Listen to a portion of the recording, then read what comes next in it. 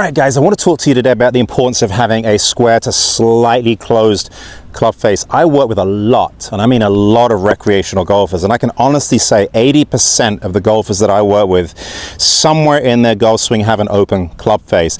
I say somewhere because not everyone has an open club face at the same position, okay?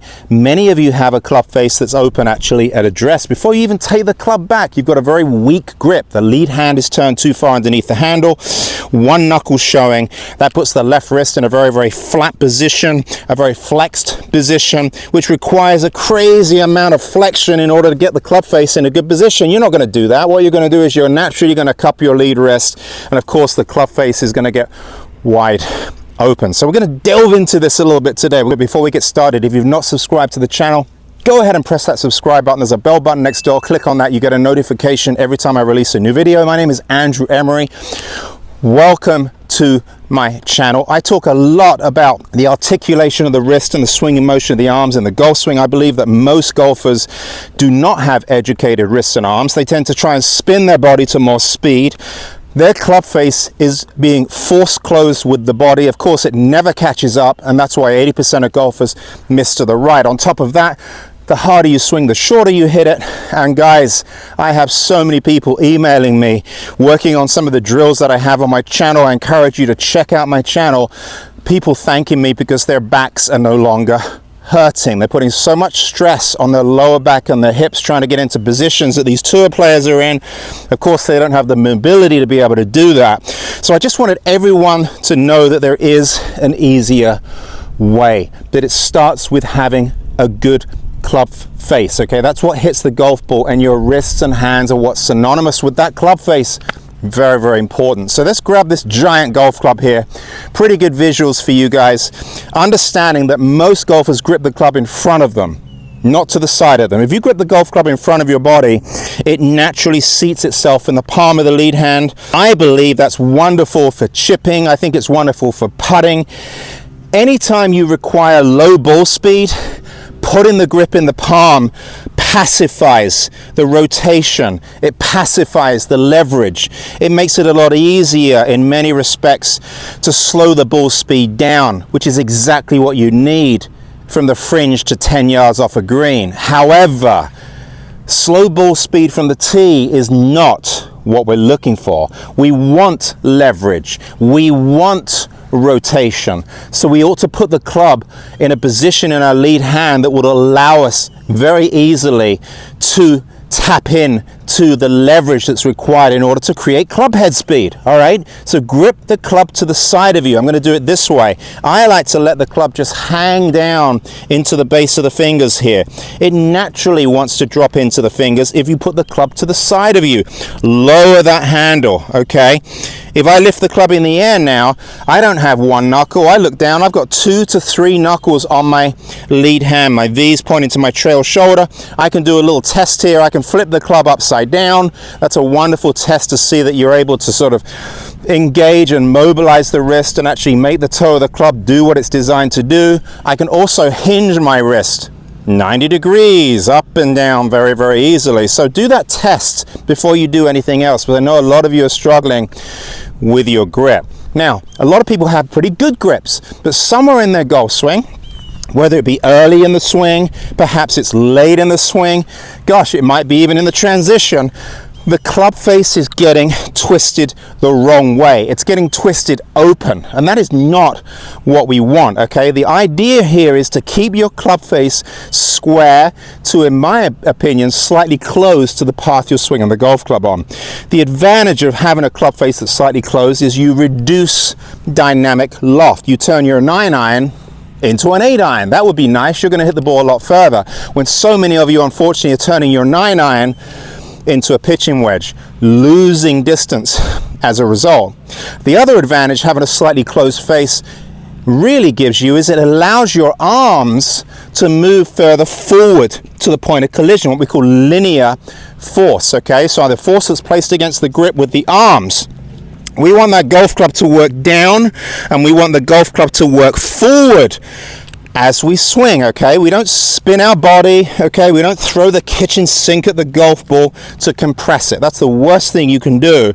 But if your club face is open when you do that, think about it for a second. My club face is coming in wide open. You see the face of the golf club pointing at the sky. If I do that, I am going to hit the golf ball miles to the right, all right? It forces me to do one of two things, okay? It forces me to throw my body this way to compensate so that I swing left, which helps me at least keep the ball somewhat on the golf course, and or it forces me to scoop, okay, or flip to try and get the toe caught up to the heel. Both of those things, guys, are going to lead to very inconsistent ball striking. So to say that the club face position as it approaches impact is important is a massive understatement, all right? So let's talk about it. What we're looking to do here is understand at the top of the backswing, you want your lead wrist in a position that matches pretty much where it was at address. If I grip the golf club here, and I've got a strong grip, 2 to 3 knuckles on my left hand, not terribly weak, okay? You'll notice when I do that, I've got a little bit of cupping in my left wrist. I've got some extension. If I go to the top of the backswing here, I want to remain somewhat extended. A lot of you think that this left wrist needs to be absolutely dead flat at the top of the backswing. That is not the case. For a lot of you, that's going to be very uncomfortable, okay? What we don't want though, what we don't want is for it to be more extended at the top than it was at address. A lot of you move the shoulder internally, okay, which actually opens the club face. We've got this flying right elbows. I didn't start off with that much extension when I started off at address, okay? So we want to make sure at the top of the backswing, guys, the lead wrist is relatively flat. All right, not dead flat, but relatively flat. You can see right here, if I do that, there's a little tiny bit of extension here. It keeps the toe of the golf club here on this side of the shaft, okay? If I get really cuppy at the top, it puts the toe of the club, unfortunately, on the wrong side of the shaft, or I've got this what I call toe droop at the top of the backswing. That is definitely a problem. So when you go to the top of the backswing, you can check this in a mirror. Just make sure that the toe of the golf club feels like it's a little bit more this side of the shaft. You may feel like your club face is pointing a little bit more up towards the sky. All right, that's a really important check point. And then when we change direction, guys, the trick, and I've talked about this many times on my channel, is to not spin yourself back to the ball. If you spin your body back to the golf ball, I can assure you, you won't be spinning the shaft. You're going to be dragging the toe behind the heel.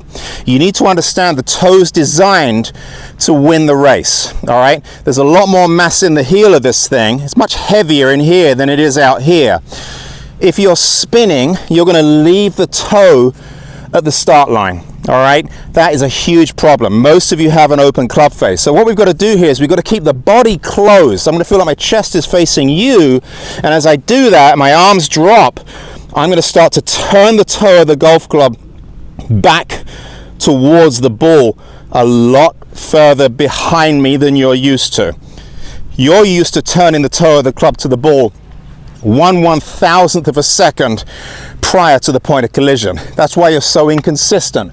We've got to prepare this golf club back in here. I'm not releasing early. That is not what I'm talking about. What I'm talking about here is very simply twisting the shaft back here a lot earlier and a lot more gradually. It's happening back here. Watch. As I start to turn back towards the camera, you're going to start to see the face appear. Can you see that?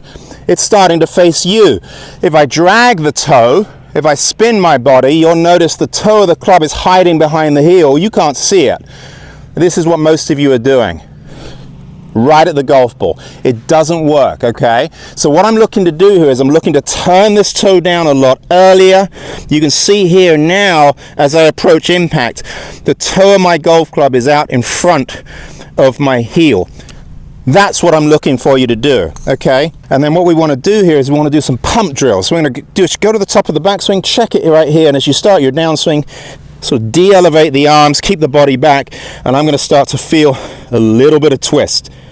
There we go, right here. Can you see that? My lead wrist, while I'm doing this, is a little flatter here than it was here. Makes sense? So it's actually a little flatter as it starts down an approach to impact than it was at the top of the backswing. Most of you are actually almost doing the opposite. You're actually taking your lead wrist and you're adding that wrist angle. You're cupping your lead wrist. Look how open the club face is, and that position here is what I see all the time.